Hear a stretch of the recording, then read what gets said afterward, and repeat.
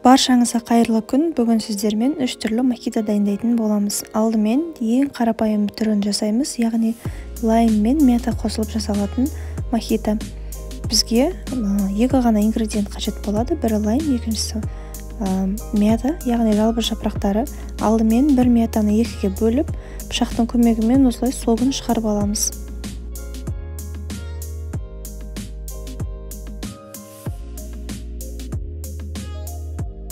Олардың үстінен жалбыз жапырақтарын қосамыз, яғни мята жапырақтарын, және де қалған лаймның жарты бөлігін турап, тағы да екіге бөліп шығамыз.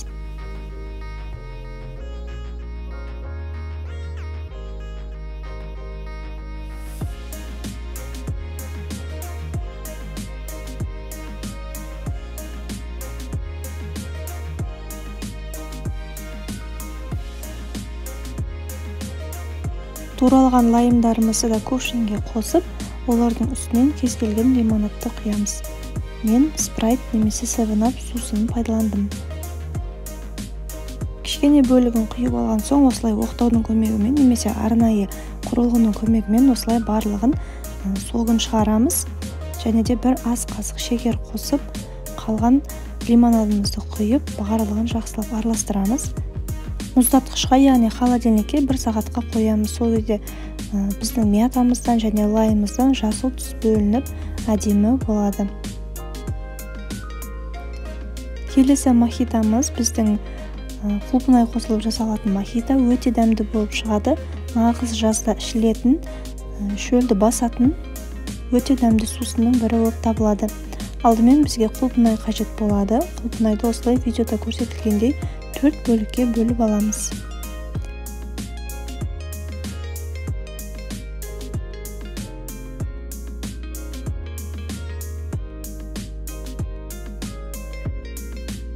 Туралған клубнайларымызды кувшинімізге саламыз.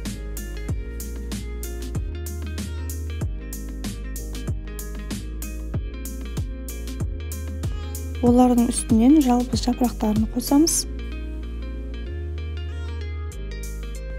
Жарты лаймымызды алып, 2 тілімін тіліп аламыз, және 2 тілігін тағы да 2-ге бөліп, 4 лайм жасаймыз. Кувшинімізге қосамыз, қалған бөлігінен осылай пышақтың көмегімен согын шығарып аламыз.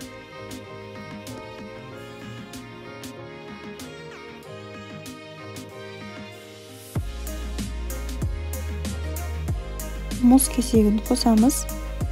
Бұны қосу міндетті емес, қоспасаңыздар да болады.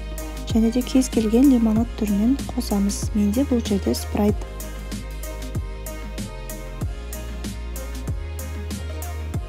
Барлығын жақсылап араластырып, тоңазытқышқа, яғни холодильникке кемінде 1 сағатқа қоямыз. Сол кезде клубнайдың түсі бөлініп, қызыл түске енеді, өте дәмді болып шығады. Міндетті түрде жасап көріңіздер.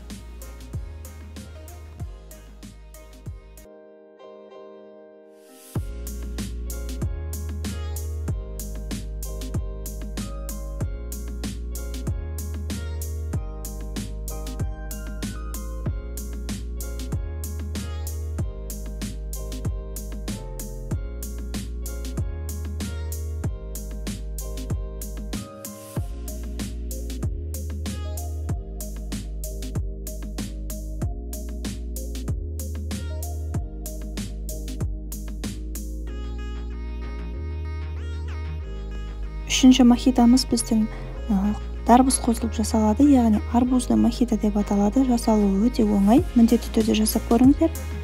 Жарты лаймның согын бірден кувшинға сығып аламыз. Осылай видеода көрсетілгендей, қалған бөліктерін де кувшинге қосамыз. Олардың үстінен туралған дарбыздарымызды қосамыз. Және де мята, яғни жалбыз жапырақтарын қосып, барлығын оқтаудың көмегімен немесе арнайы құрылғының көмегімен жақсылап езіп, соктарын шығарып аламыз.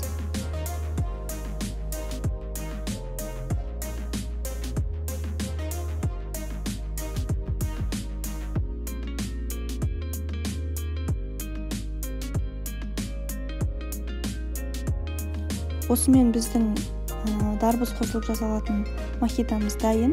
тек қана лимонадын қоссақ болды, жеткілікті. Өте дәмді болып шығады. Осымен біздің 3 түрлі мохитомыз дайын. Міндетті түрде жасап көріңіздер. Сіздермен бірге болған Арайлым. Назарларыңызға рахмет.